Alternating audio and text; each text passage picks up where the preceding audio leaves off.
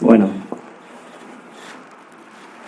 la historia con sus realidades y fantasías siempre nos mostró a genios, tontos, fuertes y débiles, pero sobre todas las cosas, buenos y malos.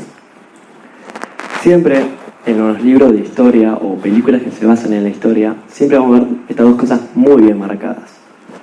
Por ejemplo, tal vez un ejemplo que vimos la mayoría fue Paca Paca. En Paca Paca, siempre que vimos, San Martín era el bueno y el realista era el malo. Tiemblan las piernas. Bueno, pero si lo vemos desde un punto de vista del realista, nosotros éramos unos rebeldes que rompían el orden ya establecido por los españoles. Bueno, para que todos tengamos un concepto de la historia sería, vamos a marcar esta palabra bien, sería la disciplina que expone y estudia de acuerdo los sucesos del pasado con un método científico. Pero por ello sería, si sería así, la historia sería muy distinta como la conocemos, o los conceptos. Bueno, siguiendo Foucault, quien dijo que las reglas que gobiernan las afirmaciones tomadas como verdaderas o falsas son sumamente cambiantes a lo largo de la historia. Bueno, por ejemplo, 300. Hace mucho tiempo se pensaba que eran 300 espartanos contra 10.000, ¿no? Bueno, la realidad era muy distinta. Eran 4.000 contra 8.000 y el máximo que se dice que eran 10.000. Sí, sigue siendo el doble, pero eran solo 300. Eran 4.000 griegos de las diferentes polis. Bueno, obviamente acá se puede ver que el ganador infló los números, se puso como el gran héroe y el perdedor quedó olvidado. Bueno, yo para marcar bien quién escribe la historia, voy a hablar de la Segunda Guerra Mundial. Acá, como todos conocemos, yo no voy a hablar de los campos que todos conocen, de los nazis.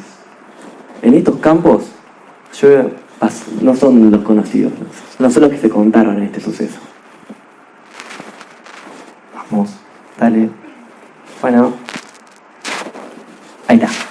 Bueno, los campos de los ingleses en Boer. Estos campos estaban en Sudáfrica. En estos campos pasaban unas 3 o 4 cosas. El racismo, obviamente estar encerrado, siendo inocente. La muerte y las enfermedades. En este campo fue una tragedia, porque la mayoría de los niños que vivían ahí murieron de hambre o de enfermedades. Esto también varía si eras blanco o negro. Si eras blanco te dan un poco más de comida, si eras negro morías de hambre. Estos campos nunca fueron sentenciados. Bueno, los campos de concentración de los soviéticos. En estos campos llamados Gulag, la gente opositora al régimen, iba ahí y trabajaba forzadamente. Y pasaba también, muchas veces morían de frío o por agotamiento. Bueno, acá está el Gulag. Y acá como trabajaban día a día, 12 o 24 horas. Bueno, último de los campos que voy a hablar, en Estados Unidos. En este país siempre dijo que es el más libre del mundo. Varias veces no lo fue. Los negros, cuando vivieron la esclavitud, en este caso los Nikkeis, o Niseis. Los Niseis son japoneses que vivieron en Estados Unidos, se nacionalizaron y tenían ya la ciudadanía estadounidense, o sea, tenían todos los derechos que puede tener un estadounidense promedio. Ahí está. Bueno, yo en el campo del Manzanar, cuando los japoneses, después del ataque de Pearl Harbor, todos que vivían en California fueron llevados de estos campos, como por ejemplo el Manzanar.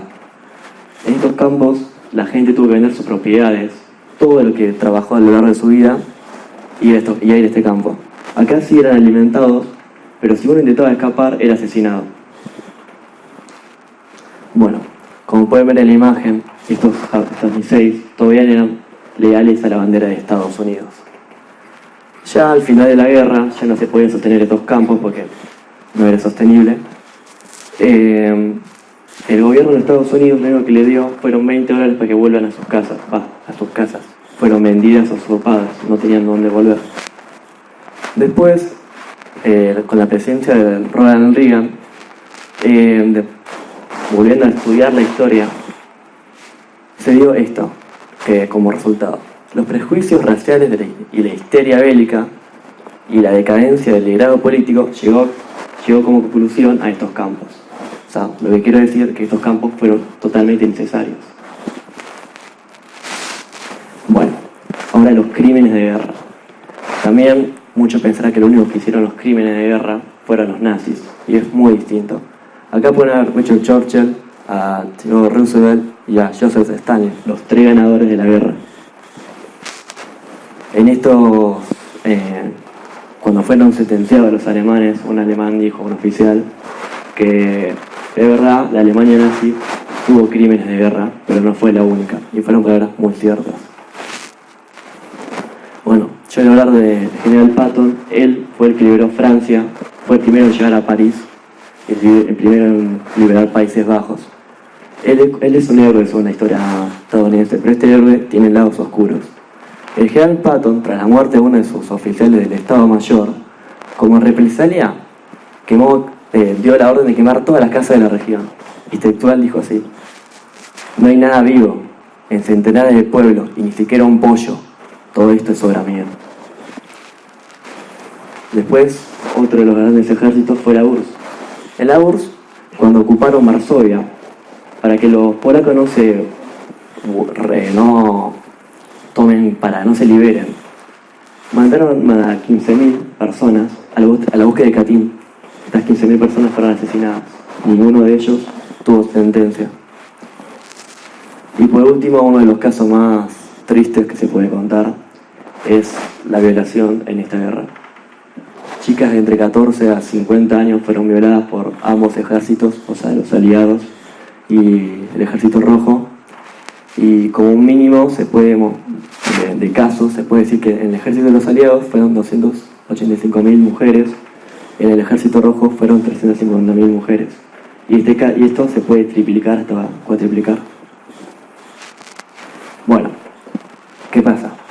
Todo esto no fue contado en el momento, solo se mostró la mejor cara y la peor cara del perdedor. Acá estos datos, los que estoy contando, se pudieron redescubrir como gente como yo, gente que vuelve a estudiar la historia, que ve los dos puntos de vista y no se cree lo que solo lee en un libro, sino que sigue buscando. Bueno, ¿qué vemos acá en la imagen? Acá en la imagen podemos ver que el perdedor, o sea, en este caso son el indígena y el español. El indígena está muerto y el español está vivo. El español escribe con la sangre la historia que a él le conviene, porque el perdedor está callado, no puede hablar, porque no puede contar su propia parte, porque él perdió. Pero el ganador cuenta su parte y la que lo deja mejor plantado. Bueno, yo creo que la historia debería ser contada por historiadores y profesionales que sobre todas las cosas no tienen ni una bandera política ni social. Bueno, esa fue mi charla.